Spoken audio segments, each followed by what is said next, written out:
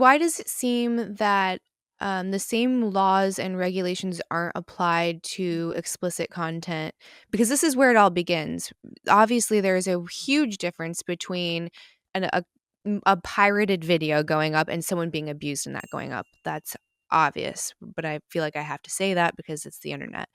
There's a huge difference between them, but both are illegal.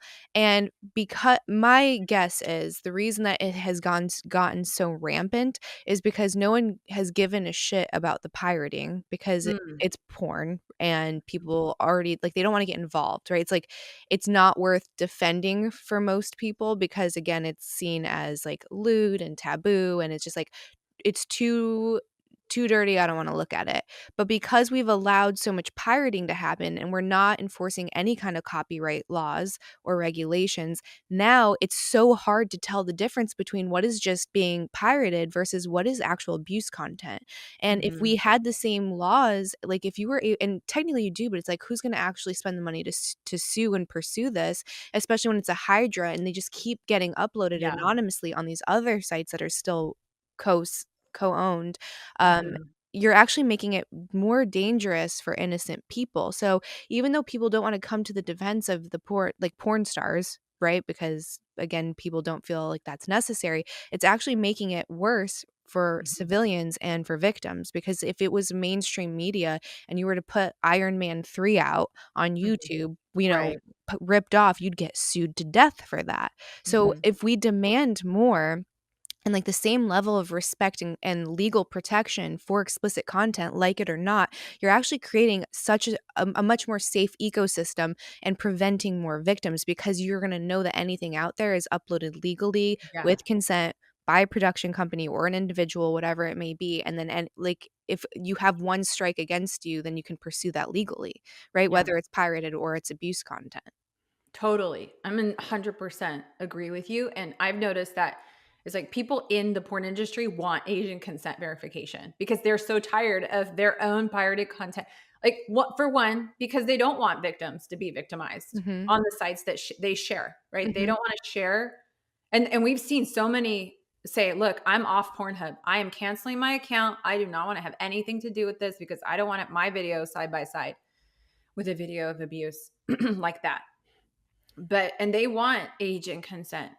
And they've been doing like in the right in 2257. It's normal. Like Mm-hmm. everybody just this is the way it is. Like this is the way the porn industry works. For some reason, we allowed these online tube sites to get around it. Although technically, like actually they are liable. And I wish the federal government would pursue them because when you read the law, it says that anybody who transfers pornographic content, so it's like produces or transfers. So they say, oh, we're not the producers, we're just the conduit. We Mm-hmm. didn't produce it, but they're the ones profiting from it. But it does say the word transfer. And they were absolutely transferring because that download button, it wasn't like YouTube where, it's like you can download it, but you don't actually possess it on your device. It's just like you could stream it or you could watch it later without having to stream. No, like actually there was a file that would then be downloaded onto that person's device that came directly from MindGeek's servers. Mm-hmm. That 100% is a transfer of content. So they should be liable for millions of 2257 violations for not verifying that content.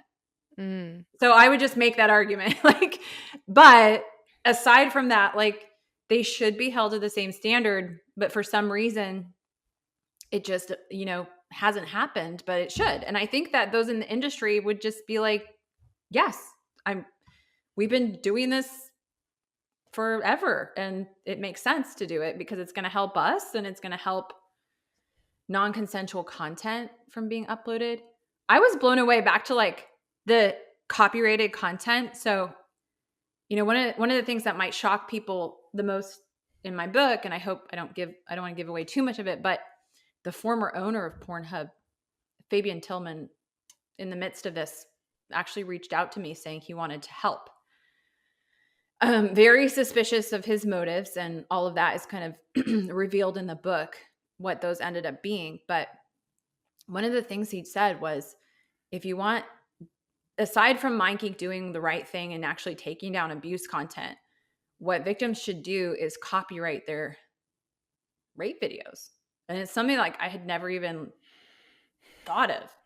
Like, you're suggesting that victims copyright their abuse videos so that they can do a DMCA takedown Well, it's request. more than a DMCA, so if you were to Uh-huh. do that, so if you don't have the actual thing copywritten, like, you still own it, and then you can do a DMCA and take it down, and they'll take it down, and again, it'll be uploaded probably within a couple hours. If you have the thing copywritten, yes, you can request it down, but it's an automatic fine for Hmm. that, whether or not you but here's the you have to, like, prove who uploaded it, and that's where it gets dicey, and you're probably Mm. not gonna be able to find it unless you have a really stringent team, but it's an automatic it's either 25,000 or $50,000 fine per upload For the person that for the uploaded person it that's or uploading it. the If it's platform? if it's Uh-huh. copywritten, so it's automatic, like, Interesting. there's no arguing it, it's because it's copywritten, so if you do that also, if you have a watermark, that's an additional fee. Because like, I'm talking to my lawyers right now because I have so much stuff out, and I'm like, "I don't know what to do because I have a team that I pay Mhm. monthly to just Mhm. go to these sites and try to take them down. They're down for a minute and they're back up." And I was like, "I don't." He's like, "Well, why don't we pursue it?" And I was like, nothing is gonna come of it." And he's like, "How Mhm. about we do this? Like, the next thing that you film, you have it copywritten." And then he was explaining all of this, and then he's like, "It's an automatic fine for both." I think maybe it's both parties. I have to look into Mhm. that.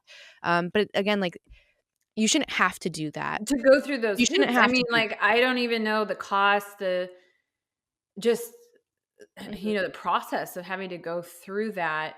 I mean, it should just be like, if there's a notice to remove a video, there's a lot of people who are like, we need to have laws where, they have 48 hours or something. No, 1 minute is too long because on a site that's getting 5 million visitors per hour,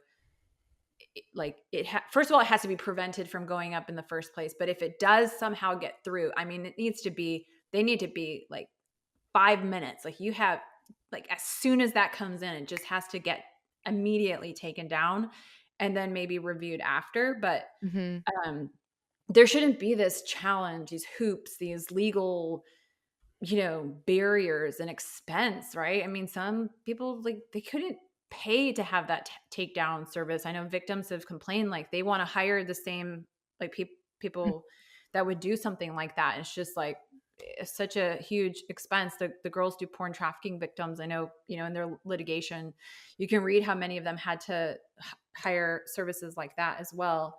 But it just, yeah, there shouldn't be barriers. At the same time, MindGeek's there profiting literally from every ad click, every ad impression, every view, the longer it stays on the site.